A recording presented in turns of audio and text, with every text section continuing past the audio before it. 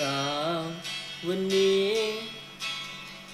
เธอจะไม่เห็นหน้าคนอย่างฉันอีกโปรดจำเอาไว้และตรงนี้จะไม่มีคนที่ยอมให้เธอทำร้ายหัวใจกันบอกเธอเกือบจะ1,000 ครั้งแต่มันก็ทำไม่ได้เลิกตัดใจ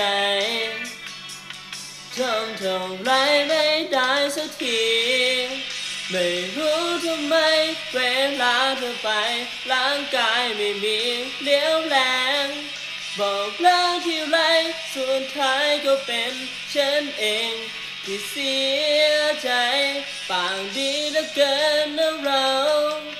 แค่ทิ้งคนที่ทำร้ายเกรงใจทิ้งเธอไม่ลงสักที